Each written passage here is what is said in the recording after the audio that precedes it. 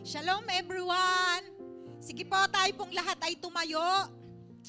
Tayo po ay manalangin. Sige po, hallelujah.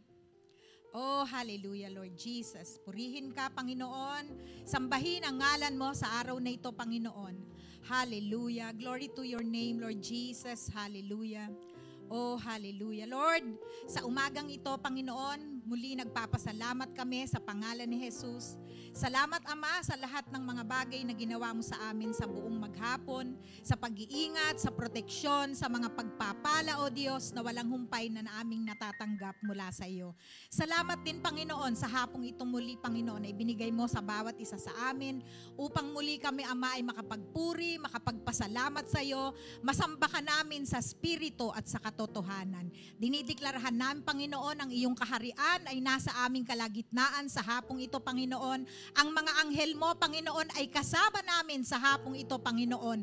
Maging ang iyong banal na spirito, O Diyos, aming dinideklarhan na patuloy na magagabay, mangunguna, mangungusap sa bawat isa sa amin.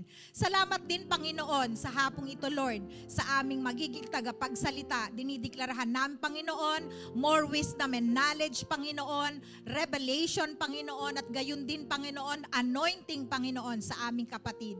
Salamat, O Diyos, sa bawat isa na nagtalaga ng kanilang mga oras sa hapong ito, Panginoon, upang muli, O Diyos, mapapurihan ka at ang iyong pangalan ay maitaas sa hapong ito. Maraming salamat po, Ama. Dinideklarhan namin ang patuloy na pagkilos mo sa aming kalagitnaan. Tinataas din po namin sa iyo ang gawain na ito, Panginoon. Dinideklarhan namin ang iyong kapangyarihan, ang patuloy na kumilos sa bawat isa. Dinideklarhan namin, Panginoon, na patuloy ka, O Diyos, na mangungusap sa puso ng bawat isa. Magiging bukas ang aming mga isip at puso sa pagtanggap ng iyong mensahe sa hapong ito. Salamat ng marami, Ama, sa iyo ang lahat ng papuri, pasasalamat sa pangalan ni Jesus. Amen and amen.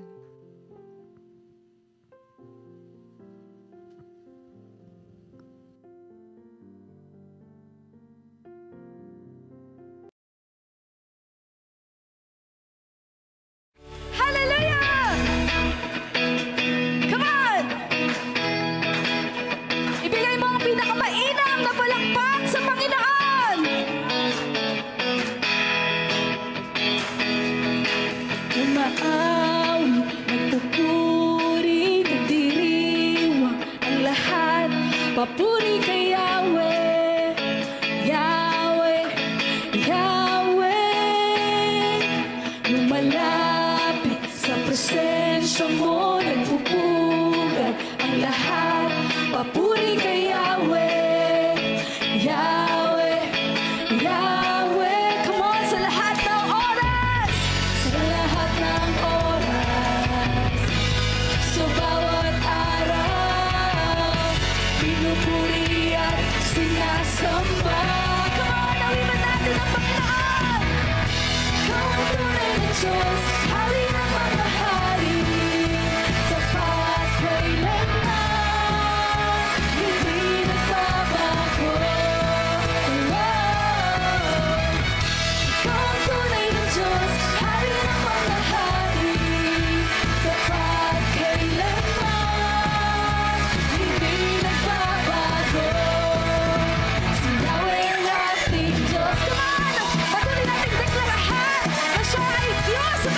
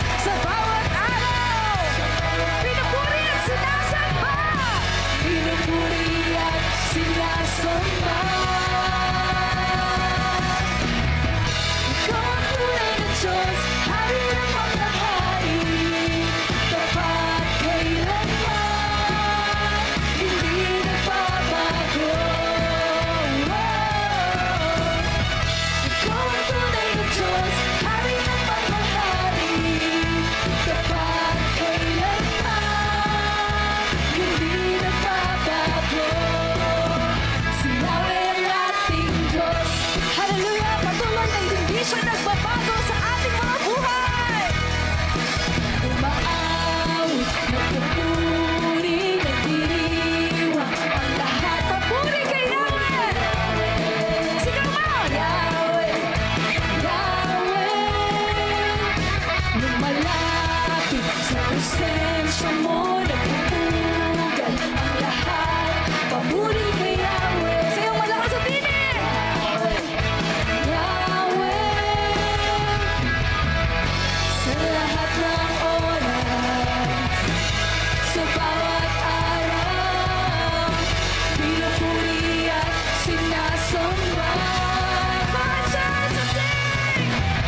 Ikaw ang tunay na Diyos, Hari ng mga hari, tapat kailanman, hindi nagbabago. Ikaw ang tunay na Diyos, Hari ng mga hari, tapat kailanman, hindi nagbabago. Si Yahweh ang ating Diyos. Hallelujah! Hindi siya nagbabago kailanman. Hindi niya tayo iiwan. Hindi pababayaan. Amen! Hallelujah! Deklarahan natin ang pagpapalang ibinibuhos ng Panginoon. Hallelujah! Sabay-sabay nating awitin. Pagpapala'y bumubuhos na. Yahweh, Yahweh, sa ngalan niya'y may kagalingan. Yahweh, Yahweh, sa Kanya'y may tagumpay. Yahweh, Yahweh, sigaw ng lahat ng nilalang. Yahweh, Yahweh, pagpapala'y bumubuhos na. Yahweh, Yahweh, sa ngalan niya'y may kagalingan. Yahweh, Yahweh, sa Kanya'y may tagumpay. Yahweh, come on, isigaw natin! Isigaw ng lahat ng nilalang. Yahweh, Yahweh, come on, church, sing! Ikaw ang tunay na Diyos, Hari ng mga hari, tapat kailanman, hindi nagbabago. Ikaw ang tunay na Diyos, Hari ng mga hari, tapat kailanman, hindi nagbabago. Ikaw ang tunay na Diyos, Hari ng mga hari, tapat kailanman, hindi nagbabago. Si Yahweh ang ating Diyos. Hallelujah! Siya ang tunay na Diyos. Si Yahweh ang ating Diyos. Come on, sigaw natin! Si Yahweh ang ating Diyos. Hallelujah! Siya ang tunay na Diyos. Ang Diyos na buhay. Ang Diyos na tagapagligtas. Ang Diyos at Hari ng mga hari. Hallelujah. Salamat, Panginoon. Salamat sa iyong presensya. Patuloy ka naming aawitan. Dadakilain, Panginoon, ang iyong pangalan. Pupurihin, sasambahin,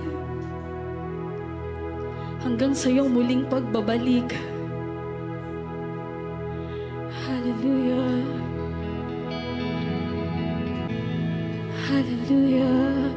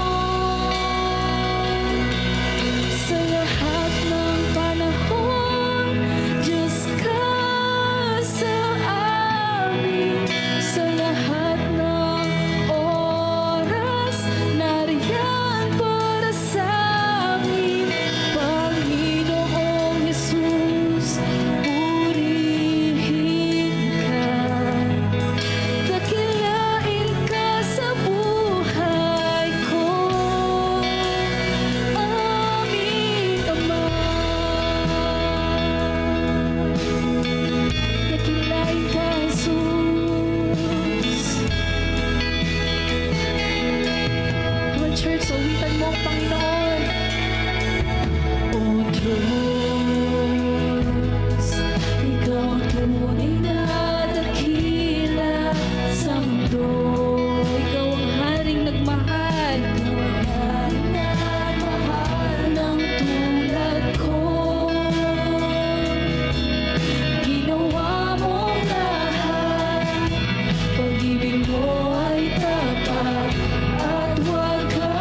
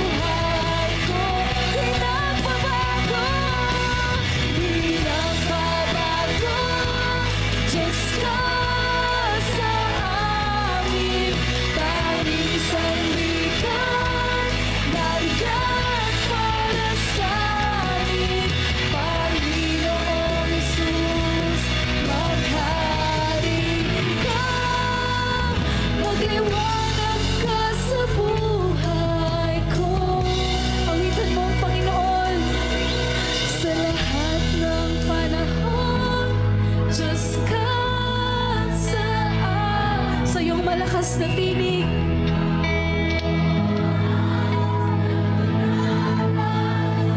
Awitan mo ang Panginoon sa kanyang kadakilaan, sa kanyang katapatan, sa lahat ng panahon.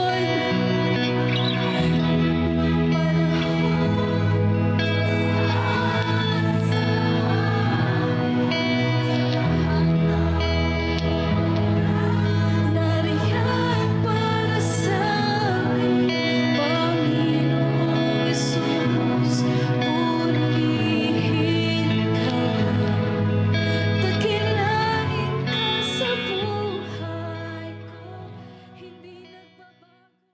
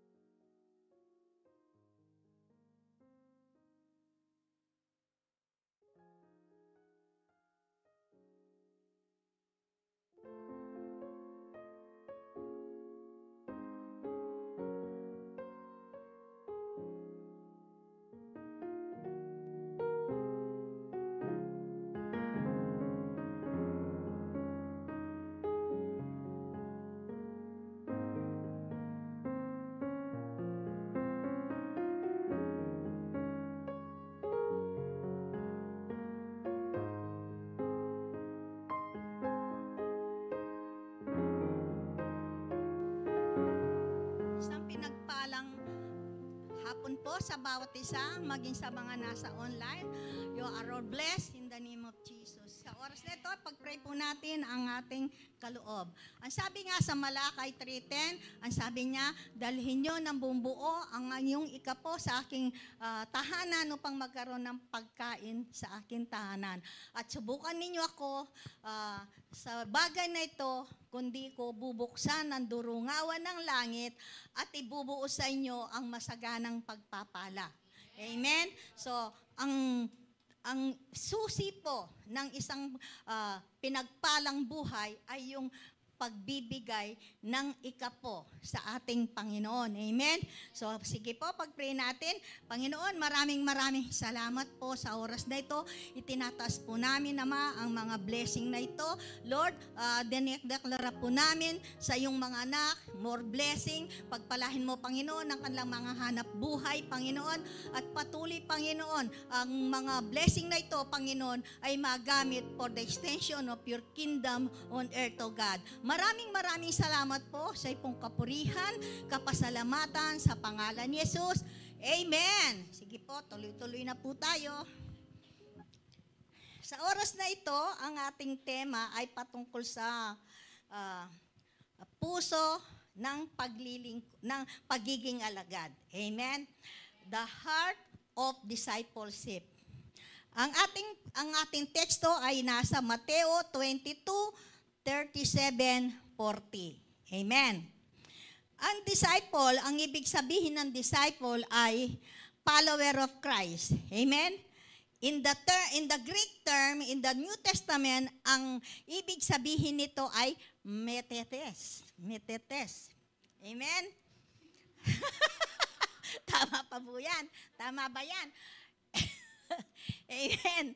At ang ibig sabihin nito ay it's not more than just a student o a learner. Amen. Ang sabi dito, many people in the churches today, naniniwala sila sa pamamagitan ng kanilang pagpasok sa simbahan, sila ay nagiging Kristiyano na. Amen. At ang pagiging alagad ng Diyos, pagiging disciple sa kanila, naniniwala sila na ito ay yung hindi compulsory. Amen. Ito ay choices ng isang mananampalataya na siya ba ay nais na maging alagad o hindi. Amen? Ang sabi nila, ang pagiging alagad daw ay yung wala silang alam, wala silang skill, wala silang knowledge, wala silang oras. Kasi ang pagiging alagad ng Diyos, ito ay nangangailangan talaga ng time para sa ating Panginoon. Amen? So dito sabi niya, ang pagiging disciple, sabi niya, we must have, kailangan meron tayong puso nating bukas sa ating Panginoon na andang maglingkod sa Kanya, andang maging follower ng ating Panginoon. Amen? Ang sabi nga, unang-una, kailangan manguna ang Diyos sa ating buhay. Amen? God first in our life. Amen? So, ang ating teksto ay nasa Mateo 22:37 to 40.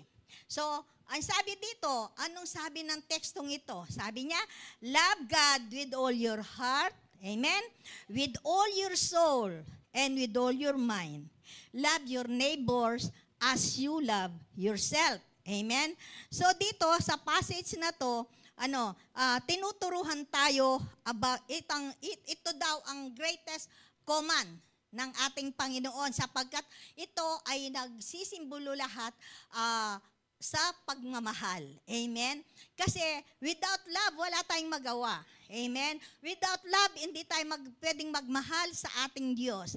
Without love, hindi tayo pwedeng magmahal sa ating kapwa. So, kailangan laging yung pagmamahal ay nasa ating puso. Amen? Sabi niya in this passage, sabi, love God with all your heart, soul, and mind. Yung command na ito ay central of Jesus' teaching. Amen? Yan ang pinakasentro ng pagtuturo ng ating Panginoon and are essential for discipleship. Amen? Napakalaga po yung discipleship kasi nga, kaya nga, ang ating mga pastor dito sa ating church ay nagbubukas ng program para tayo ay makapag-aral ng discipleship. Amen? Kasi napakahalaga po ang pagiging disciple sa ating Panginoon. Kasi unang-una, bakit tayo nilikha ng Diyos? Hindi naman tayo nilikha ng Diyos para lamang pagkatapos nating tinanggap, magsimba, ganun lang ang ating gagawin.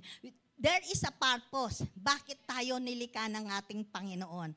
And one purpose there is yung Great Commission. Amen? Yan ang ng Bible, bakit si Jesus ay nagkatawan tao upang abutin ang tao. Amen? At yung Great Commission na yon, paghahanap ng mga ligaw na kaluluwa na mahal ng ating Panginoon. Amen? So dito, by loving God, loving others, we demonstrate our commitment in following Jesus and living out our faith. Amen. So merong mga some key for this passage includes, no? Ito ay includes prioritizing love for God. Amen. Siyempre, unang-una yun, i-prioritize natin yung pagmamahal natin sa Panginoon. Amen. And then, sabi niya, recognizing that relationship with God is foundational to our faith and discipleship. Amen. Second, demonstrating love for others. Ibig sabihin, showing compassion, kindness, and care for those around us, just as we would want to for ourselves. Amen? Kung anong ginawa mo, yan, kung anong nais mong mangyari sa buhay mo, gawin mo sa kapwa mo. Amen? At isa rin dito, yung kailangan bilang isang Kristiyano, makita sa atin yung may pusong, pagmamalasakit sa mga taong nakapaligid sa atin. Amen? Hindi man Kristiyano yan, Kristiyano man yan, kailangan yung puso natin ay bukas sa pagmamahal sa kanila, no? Pagmamalasakit sa kanila. And then dito sabi niya, by focusing on these two commandments, we can cultivate a heart of discipleship. Amen. That is characterized by love, compassion, and devotion to God and others. Amen. So, how can we apply this commandment to God? Love God and love others. Amen. Matthew 22:37 ang ating teksto. As a disciple, sabi niya, consider this in a practical way. Paano? Amen. Number 1, ang sabi to, loving God. Amen. Sabi niya, spend quality time in prayer and reflection. Napakatindi po ito. Unang-una, bilang isang Kristiyano, yung pananalangin. Importannteng bagay sa atin yung tayo ay nananalangin. Sapagkat sa pananalangin, doon tayo nakakapag-communicate sa ating Panginoon. Amen? Bilang magulang, kung yung mga anak mo, lagi kayong nagkakausap, amen? Di ba napakasarap sa pakiramdam yon? Pero kung yung anak mo, ang tagal, bihira kayong mag-usap, anong sa pakiramdam mo? Di ba merong kulang? Amen? Merong kulang. Pero sabi dito, spend quality time in prayer and reflection. Minsan nangyayari sa atin yung sabi niya, nangangailangan ng quality time. Amen? Pero kadalasan, yung tira-tirang oras na lang natin ang naibibigay natin sa Panginoon. Amen? Tama po po yan. Amen? Kasi minsan nangyayari yan sa atin, no? Lalo na nung hindi pa tayo mananampalataya. Pagkagising mo, ang utak mo nandiyan na sa mga anak mo, sa pagpe-prepare sa tahanan, kung anong dapat mong gawin, and then, hindi mo man maisip na manalangin. Ngayon naman Kristiyano na, minsan dumarating pa rin yan. Amen? Yung gagawin ng lahat, pagod na, doon pa lang maalala na manalangin. Kumbaga, tira-tira na, wala na yung quality time na sa panalangin. Amen? So dito, sabi niya, study scripture to deepen understanding. Study scripture, matindi po yun. Amen? Hindi yung nagbabasa ka lang ng Biblia. Ngayon, study. Oo, nag-aaral ka. Pinag-aaralan mo yan. Amen. Ang tanong doon, na-apply mo ba sa sarili mo? Amen. Kailangan kasi, kung sinabi mong nag-i-study ka, paano lalawak yung ating kaisipan, yung ating pagkaunawa, kung pinag-aaralan mo lang, hindi mo naman nararanasan yung pinag-aaralan mo. So, kailangan natin yung pag-aaral ng salita ng Panginoon para lumalim ang ating pagkaunawa, ang ating pananampalataya at pagkilala sa Panginoon. Kailangan ay yung sinasabuhay natin, yung pinag-aaralan natin. I-apply natin sa ating buhay. Hindi lang yung pinag-aaralan mo tapos na. Amen? So dito, sabi pa, prioritize worship and gratitude. Amen? O ito pang isa. Bakit ka nilikha ng Diyos? Linikha ka ng Diyos dahil sa pag-ibig. Linikha ka ng Diyos dahil sa layunin. At ang layunin yun ay to worship God. Amen? Isa sa layunin na yun ay to worship God. Amen? Dahil sa lahat ng ginawa ng ating Panginoon, na sakripisyo, binigay ang buhay para sa atin, para tayo ay lumaya sa ng kasalanan. Amen? So, karapat dapat God is worthy to worship, to praise. Amen? To thank Him. Amen? Kaya sabi niya dito, prioritize worship sa buhay natin at yung gratitude. Ngayon, gratitude, napakatindi ng kapag ikaw ay nasanayan mo ng nagpapa-thank you sa anumang bagay. Amen? So dito, nagagalak, natutuwa ang Diyos pag tayo patuloy na nagpapa-thank you. Bakit ano man yung sitwasyon mo, no? Pagsubok man yan, kalungkutan man yan, kasaganahan man yan, no? Kagipitan man yan, kailangan marinig ng Diyos sa atin, Lord, thank you. Amen? Kasi ang pagpapasalamat sa ating Panginoon, yung pinapakita natin na napakahalaga ng lahat ng bagay na pinagkalob niya sa atin. Amen. Inaano natin siya, inaknalis natin ang pagkakinsip niya, ang pagkalikha niya sa atin at lahat-lahat ng ginawa niyang sakripisyo na He is only worthy to worship, to praise, to thank Him. Amen. Sa ating buhay. Wala tayong dahilan upang hindi natin siya mapasalamatan. Ano man yung sitwasyon mo, nasa pagsubok ka man, kailangan mo pa rin magpasalamat. Why? Kasi alam mo, kilala mo ang Diyos mo, na ang Diyos na yan, na nagmahal sa'yo, never kanyang iiwanan, never kanyang pababayahan, never kanyang pababagsakin. Amen? Kung dumaranas tayo ng mga pagsubok, ang lagi nating isipin, thank God. Amen? Worship God. At yung ating pananaw, yung ating faith, at yung ating kapaniwalahan na ang Diyos, lahat ng bagay, pinapaintulutan niyang mangyari, maganap sa ating buhay, na kung minsan yung pagsubok, yung hindi maganda galing sa kalaban, pero ginagamit ng Diyos yan sa atin for a good purpose. Amen?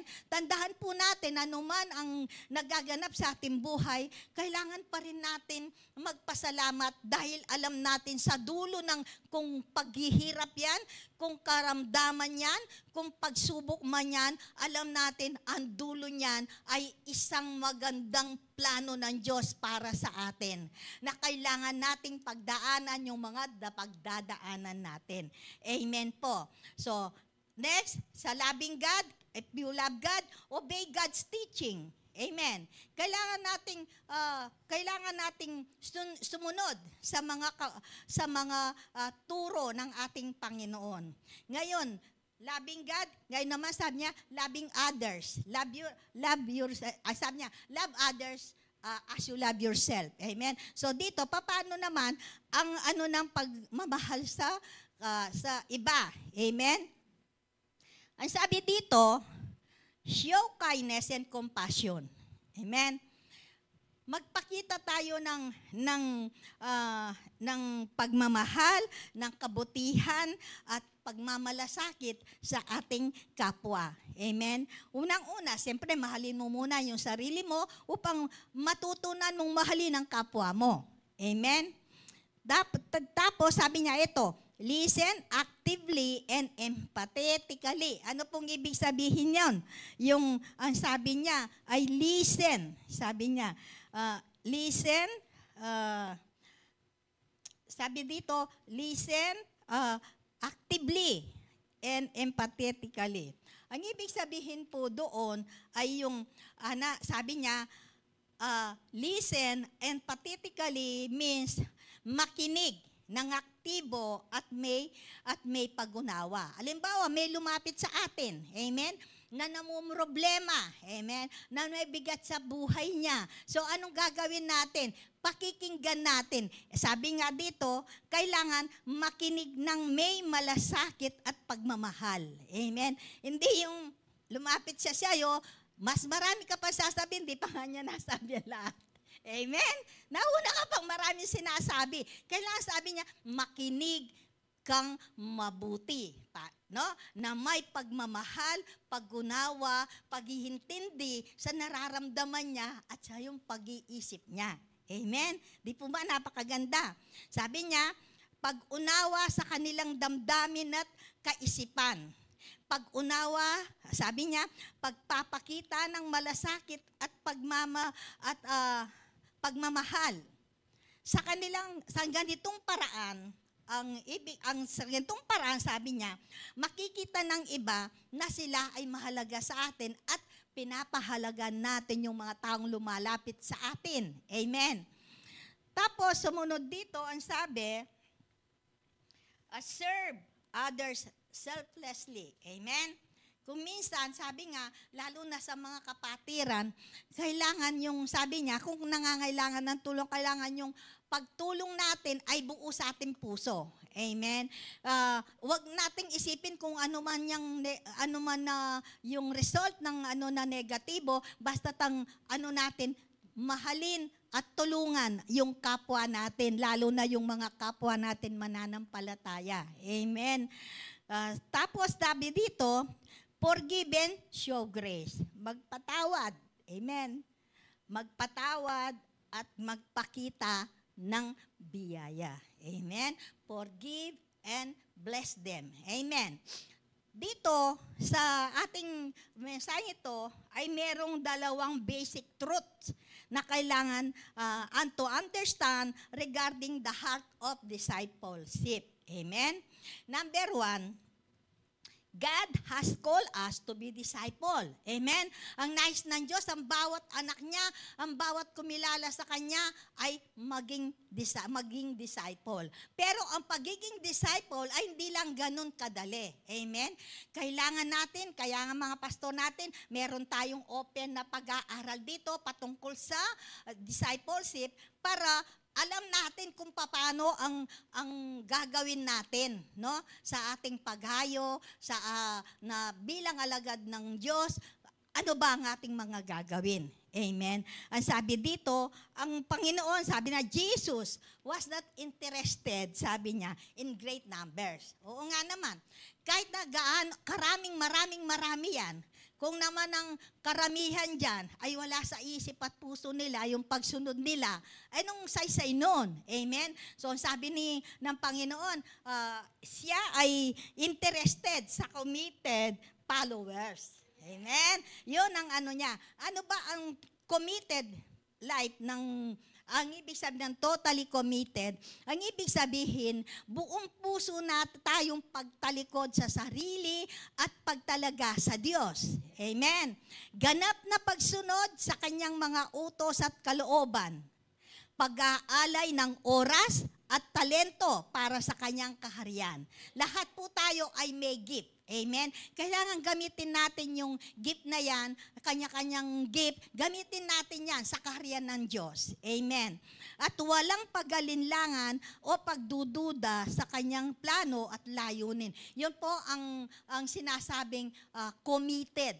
Totally committed life. Amen? Na ninanais ng Diyos yan. Amen? Kahit konti lang yan, basta they have a committed life sa Kanya, yun, mas maganda kaysa doon sa marami. Amen? Hindi pa dami yan ang ng Panginoon. Kahit konti lang yan, basta't na ang puso niya, buong buo, ayan ang nais ng ating Panginoon. Amen? So dito, sabi niya, sa passage na ito, no? A key passage from this passage, sabi niya, prioritizing love for God, recognizing, nabalik. Yung dalawa sa God interested in committed followers. Amen? Jesus was, sabi niya dito, Jesus was quite explicit. Ibig sabihin, straightforward. Sinabing malinaw ng ating Panginoon, yung cause of following Him. Amen? Dahil mayroon tayong dapat gawin dito, hindi lang basta susunod. Kailangan may katibay ng buo at tibay ng puso mo dyan. Amen? Kaya sinabi ng Panginoon, yung cause ng pagsunod sa Kanya. Ang sabi, discipleship requires a totally committed life. Amen? He told them in Luke 14:33, ang ating verse, sabi niya, any of you who does not give everything he has cannot be my disciple. So, this does not mean the actually or literally give away everything. It means that the attitude of our heart, amen, should be deeper to follow Jesus. Amen. Jesus in love, for God, dan ang ibig sabihin, to follow deeper ang ating Panginoon than the things on this earth. Amen. Di ba sabi niya, wag kayong, don't be conformed to this world. Sabi ng Panginoon, di ba? Ano niya yun sa kanyang salita. Kaya sabi niya, kailangan yung buong buo ang ating puso sa Panginoon. Amen. Kaysa doon sa namang bagay sa dito sa mundo. Amen. So dito, sabi niya, Luke 14:33 emphasize the cause of discipleship requiring followers, amen, to prioritize spiritual riches over material possession. Amen? Prioritize yung ating spiritual na buhay. Amen? Kesa dun sa mga ano ng mundo. Then, sacrifice worldly attachment. Amen? Sacrifice worldly attachment. Kaya sabi don't conform to this world. Amen? Kailangan yung pag-ibig sa tayo ay magano sa ating spiritual na buhay. Amen. Surrender all to follow Jesus. And then, it's about radical commitment, not just lip service. Hindi lang daw lip service, no? Jesus called for wholehearted devotion, putting Him above all else. Amen. And then, sumunod, dapat obedience. 'Di ba? Ang pinaka-ano dito, kailangan anuman ang ano mo sa Panginoon, ang pinaka-importante ay obedience. Amen? Without obedience, walang mangyayari sa ating relasyon. Amen? So, dito sabi niya, sa obedience is not optional like many Christians think it is today. We must follow by obeying Matthew 16:24. Ano sinasabi ni Jesus dito? Jesus said to His disciple, if anyone will come after me, he must deny himself and take up his cross and follow me. Amen? Kailangan, sabi nga, di ba merong ano doon na sasama siya, gusto niya sumama, pero sabi niya, magpapaalam daw muna sa pamilya niya. Di ba? Ang sabi nga ng Panginoon, kung talagang kang sumunod sa Kanya, kailangan buong puso kang susunod. Amen? Wala ka ng iba pang doon, kundi sumunod. Amen? Kasi ang pagsunod sa Kanya, sabi nga, there is a cost. There is a cost of sacrifices. Sacrifices. Marami kang isasacrifice, no? Sa pagsunod sa ating Panginoon. Amen. And then sabi niya, Jesus said to His disciple, if anyone would come after me, he must deny himself and take up his cross and follow me. Taking up your cross means to be willing to pay any price in order to follow Jesus. Amen. Even it means dying to thyself. Kailangan nating take up yung cross, yun nga pinupusan natin sa araw-araw. Yung buhay natin sa araw-araw. Yung pinupusan nating mga pagsubok na kailangan sumunod tayo sa Panginoon. Amen? Ano man ang result niyan. Amen? Even dying thyself to thyself. Sabi niya. The meaning ng tumalikod sa sarili niya, pasanin ang kanyang krus at sumunod sa akin. Pagtatalikod sa sarili, ibig sabihin, pagwawalang bahala sa sariling interes o kagustuhan. Amen? Your will, God, thy will be done, not my will, but your will. Amen? Sunod ni Jesus. Amen? Kasi ang pagsunod at pagiging alagad ng Panginoon, hindi ganun kadali na everything is okay. Amen? Marami kang pagdadaanan, maraming prosesong kailangan mong mangyari sa buhay mo para maging alagad. Tunay kang alagad ng ating Panginoon. Amen? Mahirap kasi kung maging alagad ng kalaban. Amen? Yun ang dapat nating iwasan. Kasi kapag ang kalaban, ang maging alagad ka ng kalaban, ay nako, Diyos ko, hindi ko alam kung ano nang mangyayari sa buhay natin. Amen? But praise God, tayo ay alagad ng Panginoon. Kaya naman ang sitwasyon natin, nananatili yung peace, nananatili yung kagalakan, yung proteksyon natin sa Panginoon, at alam natin na kailanman hindi tayo nag-iisa. Amen? Lagi-lagi nandyan siya kasama natin. Amen? And then sabi niya, si Apostle Paul, no, as a committed disciple, siya ay isang committed disciple, amen, describe the reality of taking up one cross and following the Lord Jesus. Amen. Ito ay nasa Galatians 20. Di ba, alam naman natin ang istorya ni Pablo. Nung una, mamamatay tao, no? Pine-persecute ang mga Kristiyano. But, nang dumating na yung time niya na ang Diyos ay magpakilala sa kanya, anong sinabi niya? Paulo, tinanong siya ng Panginoon kung ano ang kasalanan niya sa kanya, di ba? Paulo.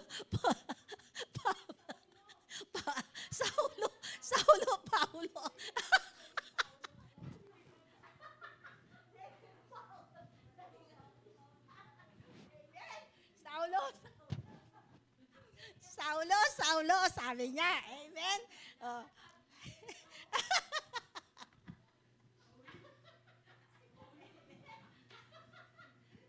Hallelujah.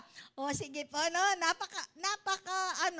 Alam mo, habang ginagawa ko ito, natatawa ako talaga. Yung bang, pero bago ko nabuo ito, alam nyo, tatlo ang pinagpipilian ko. Ito kahapon lang niya binigay, kaya ganun ako. Ay, hindi ko alam, paano ko agad. Pero dahil siyang nagbigay, kahapon din natapos ko. Oo. Ngayon, yung ilang linggo ko na pinag-aaralan, wala yun. No? Naset aside yun.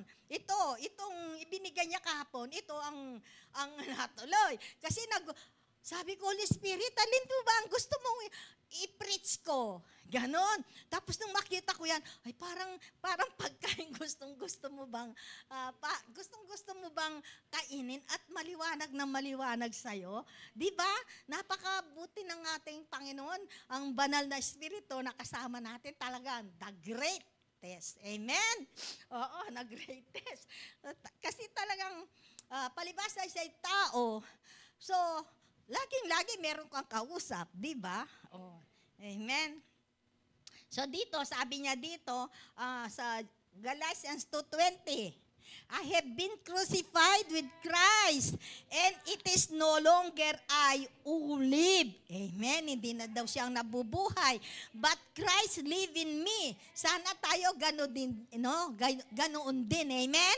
Sa ngayon, tayo Kristiyano na, kailangan si Kristo na ang nabubuhay sa atin. Amen. Hindi na yung nakaraan nating buhay. Amen. And then sabi niya, I have been crucified with Christ, and it is no longer I who live, but Christ lives in me. And the life which I now live on the flesh, I live by faith in the Son of God. Amen? Who loved me and gave Himself up for me. Amen? Praise God. Thank you, Lord. Hallelujah. Sabi niya, Christ has bought us from the slavery of sin with the precious blood. He then set us free. We who have been rescued and set free, no choice to dedicate and devote our life, committed to love and serve Him for all that He has done for us. Amen? The heart of discipleship is love. That is why the heart of a true disciple, ang tanong niya, ano ang magagawa ko para sa Panginoon? Amen? What can I offer Jesus? Pero kapag baligtad, ang sabi niya, what can Jesus do for me? Amen? Yung pag-angarila kung anong gawin ng Panginoon sa kanya, imbes na i-serve natin ang ating Panginoon. Amen? Yung sundan natin siya. Ang iba, ang sabi niya, anong kailangan ganitong gagawin ni Lord sa akin, ganyan, di ba? Hindi na nila pinababayaan pa na basta manalangin lang, let the will of God be done in our life. Amen. Amen. So dito, sabi niya, ayon kay Apostol Pablo, as committed disciple, hindi na siya ang namumuno sa kanyang buhay, kundi si Kristo. Ang kanyang buhay ay nabubuhay sa pamamagitan ng pananampalataya kay Kristo, Jesus. Amen? Ang pag-ibig at sakripisyo ni Kristo ay nagbibigay ng saysay sa kanyang buhay. Ito ang isang makapangyarihang pahayag ng pagtalikod sa sarili at pagtanggap sa buhay na meron tayo. Amen? dapat ganun din po tayo. Kung anong sinasabi ni Pablo, amen, na sa panahon ngayon, amen, ang Diyos ay binigyan ng saysay ang ating mga buhay. Amen. Na noon wala pa tayo sa Kanya. Anong buhay ba natin? Nung wala pa tayo sa Kanya. But praise God nang makilala natin ang ating Panginoon na bago ang lahat sa ating mga buhay. Amen. Nai-enjoy natin ngayon ang anumang pagsubok dahil kahit na may pagsubok tayo, enjoy na enjoy pa rin ang ating pakiramdam. Amen. Kasi yung lakas ng ating Panginoon, no? Patuloy na nanalaitay sa atin yung kanyang anointing. Amen? Yung kanyang patnubay sa ating buhay, kaya nagiging malakas tayo at wala yung, minsan yung nag-iisip ka, kung wala ako sa Panginoon, sana kaya ako ngayon? Amen? Kasi napakatindi nung wala tayo sa Panginoon. Ang angad natin doon, yumaman, magtrabaho, yumaman. Amen? Pero ngayon, anong inahadad natin? Ang angad natin ngayon ay yung mapalapit sa Panginoon, sa puso ng Panginoon, sumunod sa Panginoon. Sapagkat kapag sinunod natin, sinaliksik natin ang kanyang kaharian, hindi na tayo mag-aalala kung anong kailangan natin sa buhay. Amen? So dito, sabi niya, God has commissioned us to make disciple. Amen? Yung kanina, yung isa, God call us to be a disciple. Amen? O, ngayon naman, sabi niya, God has commissioned us to make disciple. So, bawat isa sa atin na sumunod kay Kristo, kailangan natin na maging partaker of a great commission. Amen? That great commission is the biggest business in this world. Amen? Yung greatest commission. Kasi yun talaga ang inaano ng ating Panginoon. Bakit siya dumating dito? For the lost souls. Amen? So, sabi niya, we just like the others, 11 disciples, sabi niya, of Jesus, were commissioned to make disciples. Matthew 28:19, 20. Amen? Ano sa atin na ito? Say, go therefore and make of all nations, baptizing them in the name of the Father and of the Son and of the Holy Spirit, teaching them to observe all that I have commanded you, and behold, I am with you always to the end of the ages. Amen. Jesus, our model, taught his disciples to follow and obey his commandment so that they could, amen, they could add others to obey his command so that they could lead others to the same after he was gone. Diba? Nung panahon niya, yung pagsama-sama ng mga apostoles niya, di ba nakikita nila kung ano lahat ng ginagawa ng ating Panginoon. So, doon nati-disciple na sila. Amen? Sa ating pag-aaral ng salita, ng pag-aarep natin, pagpunta ng prayer, pagpunta ng midweek, unti-unti natin, nagkakaroon din tayo ng disciple. Amen? Sabi nga noon sa kanyang apostoles, pag-alis niya, kailangan sila naman ang gagawa doon sa anong ginawa niya. Pagdating ng banal na espiritu na ipadadala. Amen? So, sa panahon ngayon, the Holy Spirit, yan ang umaano sa mundo ngayon, sa atin. Bakit tayo nakakapagkaroon ng tapang na maghayag ng salita ng Panginoon? Dahil doon sa banal na espiritu na siyang nag-uudyok sa atin, siyang nagbibigay ng tapang, siyang nagtuturo sa atin. Amen? Sabi nga dito, si Jesus nga, minodel niya yung mga apostoles niya para nga malid. Diba? Si Pablo, si Timothy. Amen? Na-disciple niya yon, diba? Si Timothy. Sabi niya, Timothy, the Apostle Paul continued this discipleship with Timothy and encouraged him to keep disciplining others. No? It says, so 2 Timothy 2:2. The things which you have heard from me in the presence of many witnesses, entrust this to faithful men who will be able to teach other too. So, makapag-disciple tayo, and then para makapagturo tayo, makapag-disciple din tayo ng iba. Amen? Sapagkat sa pagdi-discipleship na ito, doon na-extend ang kaharian ng Diyos sa lupa. Amen? Sino ang gagamitin niya dito? Tayo. Kaya kailangan nating maging alagad ni Kristo, no? Hindi lang yung tinanggap natin, sasamba tayo, ganun lang. Amen? Kailangan angarin natin na maging isang disipulo ng ating Panginoong Yesus upang maging bahagi tayo sa Great Commission na inano ng Diyos dito. Amen? Para sa expansion of His kingdom. Amen. So dito sabi pa, it says 2 Timothy 2:2, the things which you have heard from me in the presence of many witnesses, entrust this to faithful men who will able na magpatuloy. Amen. Discipleship is intentionally spending time with someone to know Christ and grow in Christ-likeness, loving, obeying Him, so that they too, sabi niya, they too can disciple others. Amen? Ito po yung kainanin bakit ita mo manigara tamong discipleship. Bakit kailangan natin matutunan ng pagiging alagad ng Panginoon, follower ng Panginoon, to lead others for the glory of God. Amen? The heart of discipleship is love through relationship. Jesus loved His disciple and they knew it. As a result, they were willing to give their life to Him and follow Him to the end. Amen? Conclusion na po. God has called us to be disciple, and the heart of discipleship is about surrendering to Jesus' Lordship. Amen? Loving God and others, denying oneself, and take up the cross, following Jesus' example, living a life of obedience and dependence on Him.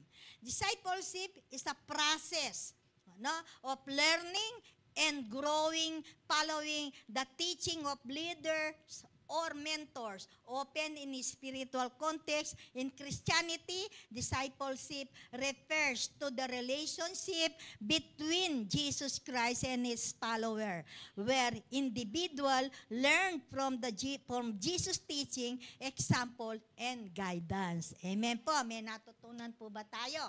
Amen. Sige po, tapos na po.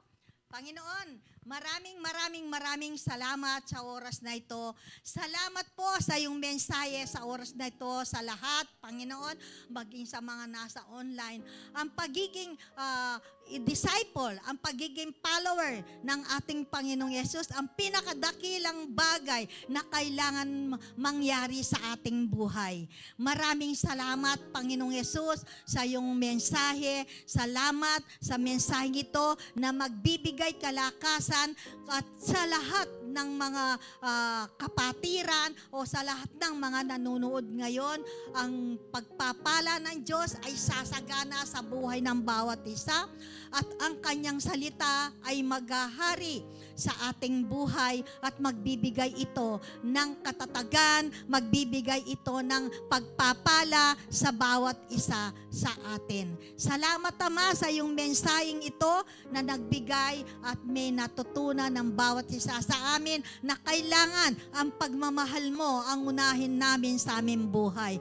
Ano man, Panginoon, ang sitwasyon, Lord, kailangan namin yung pasasalamat at karapat dapat kang purihin, sambahin at pasalamatan sa aming mga buhay dahil sa sakripisyo ginawa mo, dahil sa pagmamahal na pinakita mo sa bawat isa sa amin at pagbabago ng aming mga buhay dahil sa iyong biyaya. Salamat po, Ama. Ito po, binabalik namin ang pinakamatas na papurit pasalamat sa pangalan ni Jesus. Amen. Hallelujah.